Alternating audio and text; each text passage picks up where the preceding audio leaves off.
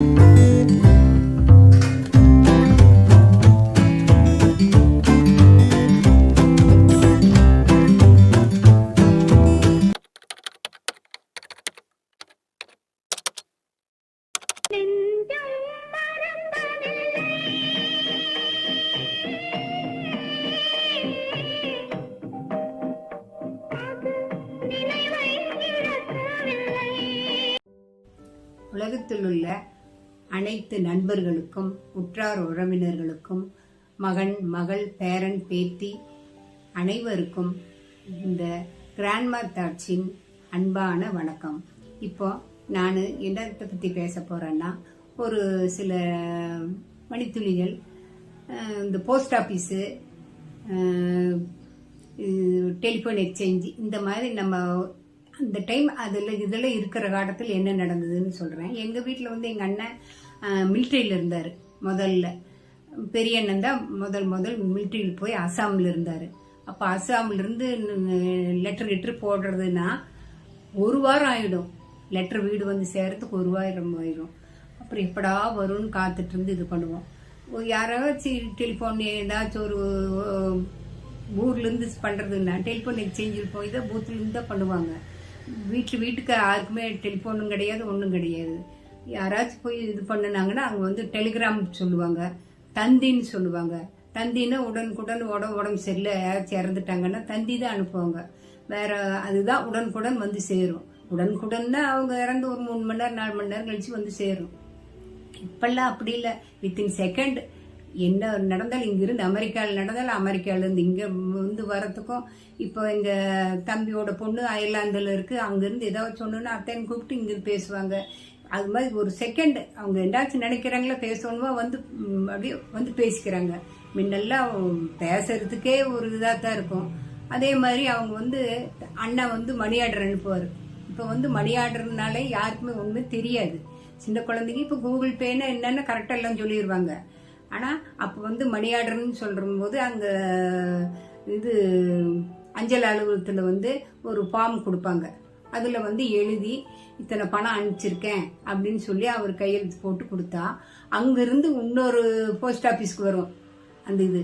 அங்கேருந்து அப்படி ஒவ்வொன்றா மாற்றி இந்த வீட்டுக்கு வந்து சேரும்போது ஒரு வாரம் ஆயிரும் பணம் வந்து. அதுக்கு போஸ்ட் ஆஃபீஸ்காரர் வந்து போஸ்ட்மேன் வருவார்.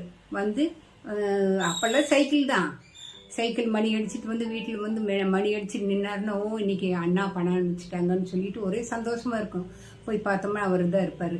அப்புறம் பணம் எல்லாம் எண்ணி கொடுப்பாரு. வாங்கிட்டு அதில் ஒரு கையெழுத்து போட்டு நாங்கள் வாங்கிட்டோம் அப்படின்னு சொல்லி அதில் ஒரு சேஃப்டியாக ஒரு கையெழுத்து போட்டு அனுப்பிச்சி விட்ருவோம். அண்ணனும் இது பண்ணுவாங்க. இப்படி ஒவ்வொரு இதுக்கு போகணுன்னா இது ஒரு சிரமந்தான். அதே மாதிரி பொங்கல் திருவிழா, தீபாவளி அப்படின்னு சொன்னோம்னா விசிட்டிங் கார்டு எல்லாமே அனுப்புவாங்க. பொங்கலுக்குன்னு பார்த்தோம்னா போஸ்ட் ஆஃபீஸ்லேருந்து வந்துச்சுன்னா ஒவ்வொரு வீட்டுக்கு 10-15 இன்விடேஷன் வரும். எல்லாரும் பொங்கல் வாழ்த்துக்கள் சொல்லுவாங்க, தீபாவளி நாள் வாழ்த்துக்கள் சொல்லுவாங்க.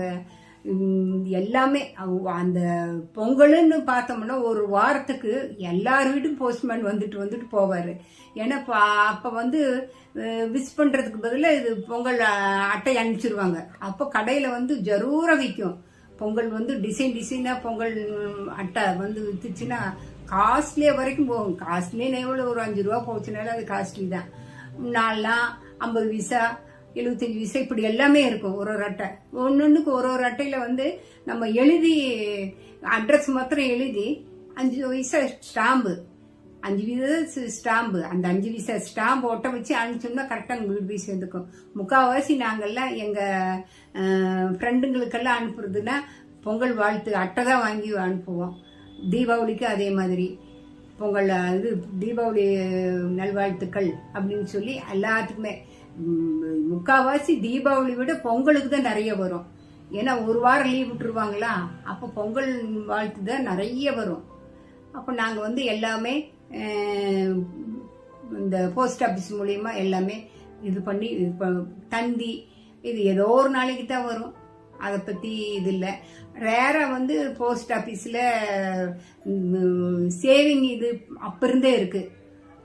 4 50 பைசா 1 ரூபா அப்படியெல்லாம் போட்டு வச்சு மாதத்துக்கு ஒரு தடவை போய் கட்டிட்டு வந்தோம்னா 5 வருஷம் கழிச்சு அது டபுள் மடங்கா நம்மளுக்கெல்லாம் கொடுப்பாங்க, பண்ணுவாங்க. அந்த காலத்திலேயே சேமிப்பு, அஞ்சலக சேமிப்புன்னு அது நல்ல ஒரு அட்டை கொடுத்து அந்த அட்டையில் நம்ம எத்தனை காசு சேர்த்து இருக்கிறோமோ அதை எழுதி கொடுத்துருவாங்க. அதே மாதிரி ஸ்கூல்லையும் நல்லா சொல்லி கொடுத்தாங்க. எல்லா ஸ்கூல்லையுமே ஒரு அட்டை கொடுத்துருவாங்க. அது உங்களுக்கு எப்போ காசு கிடைக்குதோ அதெல்லாம் கொண்டு வந்து இதில் போஸ்ட் ஆஃபீஸில் போட்டிங்கன்னா கடைசியில் உங்களுக்கு எப்போ நீங்கள் ஸ்கூல் முடியுதோ அப்போ சொன்னால் அந்த காசு உங்களுக்கு வீடு சேர்ந்துக்கும் போது அந்த குழந்தைங்களுக்கு ரொம்ப சந்தோஷமா இருக்கும். இப்படி ஒரு சேவிங்ஸ் நம்மளுக்கு இருக்கு அப்படின்னு சொல்லிட்டு. இப்போ அப்படி இல்லை. பேங்க்ல போனோம்னா கையெழுத்து கூட தேவையில்லை. இப்போதான் இது வந்துடுச்சு கார்டு, அது உள்ள சொறி எடுத்தோம்னா தெரிஞ்சு ஏடிஎம் கார்டு உடனே எத்தனை வேணும்னு கிடைச்சிருது. அதை மீறி கையை விட்டு எடுக்கிறதுக்கு கஷ்டப்படாம போன்லயே பேசிட்டோம்னா வீடு தேடி காசு போயிடுது. கூகுள் பே பண்ணிடுறாங்க. எந்தாச்சும் ஒரு கடைக்கு போனோம்னு பணம் எடுத்துட்டு போகணும்னு அவசியம் கிடையாது. அந்த ஒரு இது மாத்திர கூகுள் பே அந்த இது மாத்திர நம்பர் மாத்திர இருந்துச்சுன்னா போதும். ஒரு ஜூஸ் கடையில 10 ரூபாய்க்கு கூட நாங்க எல்லாம் பண்றாங்க. அந்த ஒண்ணும் இல்லையா இருந்தாங்க அப்படின்னு சொல்லிட்டு கூகுள் பே பண்றாங்க 10 பைசாக்கு. இப்பெல்லாம் டிரான்ஸ்போர்ட் எல்லாம் ரொம்பவுமே ஈஸி ஆயிடுச்சு. ஒன்றும் கஷ்டப்படுற மாதிரி கிடையாது. ஒரு பார்சல் வரணும்னு 1 வாரம் 10 நாள் எல்லாம் ஆகும். வெளியூர் இருந்தெல்லாம் வருதுன்னா ரொம்ப நாள் ஆகும். இப்போ கப்பல்ல இலங்கையிலேருந்து வருது அப்படி இப்படின்னா 3 மாசம் 4 மாசம் கூட்டி தான் ஒரு பார்சல் சேரும். இப்போ அப்படி இல்லையே. 2 நாள், முதல் நாள் அனுப்பிச்சா மறுநாள் காலையில் நம்ம கையில வந்துருவாங்க. நீங்க என்ன அனுப்பிச்சாலும் வீடு சேர்ந்துக்கும். அப்படி எல்லாம் ரொம்பவும் பாஸ்டா போயிட்டு இருக்கு எல்லாமே. ஆனா இந்த ஜெனரேஷனுக்கு அதுதான் தேவை. ஏன்னா அவங்க இருக்கிற சுச்சுவேஷனுக்கு இப்படி இருந்தா தான் அவங்கனால அடுத்தடுத்து என்ன மூவ் பண்றதுன்னு அவங்களுக்கெல்லாம் இருக்கும். நம்ம அதை குறை சொல்லவே கூடாது. இப்படி இருந்தா தான் அவங்களுடைய லைஃப் நல்லா இருக்கும். இந்த கேட்டிருக்கிறவங்களுக்கெல்லாம் நான் சொன்னது எப்படி இருக்குன்னு சொல்லுங்க, கமெண்ட் பண்ணுங்க. கிராண்ட்மா தாட்ஸின் அன்பான வணக்கங்கள், நன்றி. உங்களுடைய சப்ஸ்கிரைப் பண்ணுங்க, உங்கள் எண்ணங்களை பகிருங்க, லைக் பண்ணுங்க, ஷேர் பண்ணுங்க.